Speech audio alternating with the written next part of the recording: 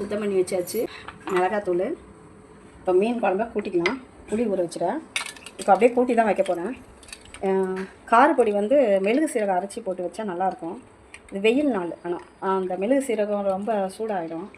அன்றைக்கி சமடக்காய் குழம்பு அப்படி வச்சாச்சு. சரி, அதே டேஸ்ட் வேண்டாம் அப்படின்ட்டு இப்போ இது வெறுமையாக டக்குன்னு வைக்கிற குழம்பு தான். இது கொஞ்ச நேரத்தில் வச்சுக்கலாம் அந்த குழம்பு. இப்போ சாப்பிட வர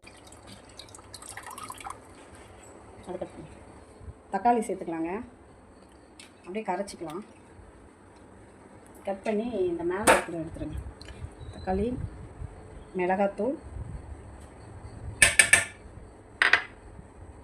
அது பண்ணு, உப்பு, வெறும் மிளகாத்தூள் ஒரு 2 ஸ்பூன் போட்டுக்கலாம். இதில் கொஞ்சம் வெங்காயம் போட்டு அது கூடயே கரைச்சிக்கலாம்.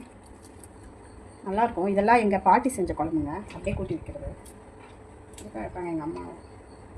பச்சை மிளகாய் ஒரு 3 போட்டுக்கலாம். ஒரு அர்ஜென்ட்டுக்கு டக்குன்னு கூட்டி வைக்கிற குழம்பு. எடுத்து கொதிக்க வச்சுக்கலாம். இது கொதித்த பிறகு மீன் போட்டுக்கலாம்.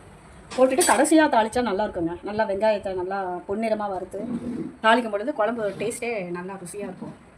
கொதிக்கிட்டோம். கொஞ்சம் மஞ்சத்தூள் போட்டுக்கலாம். கொதிக்கிட்டோங்க.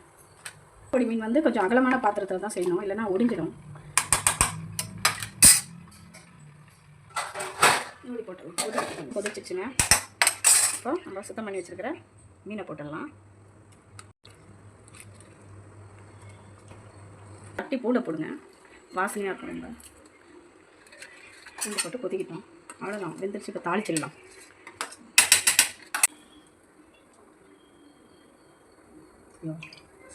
கடலை எண்ணெய் சேர்த்துக்கலாம். மீன் குழம்புக்கு நல்லாயிருக்கும்.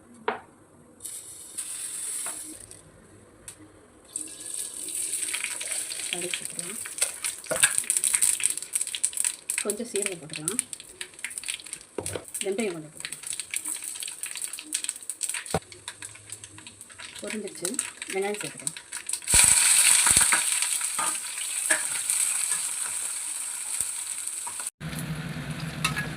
இது நல்லா செவந்த பிறகு தான் அந்த குழம்பே டேஸ்ட் வரும்.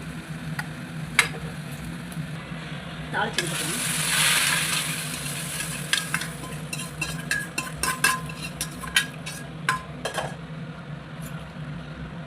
பாருங்க, அவ்வளோதான், குழம்பு ரெடி ஆகிடுச்சு.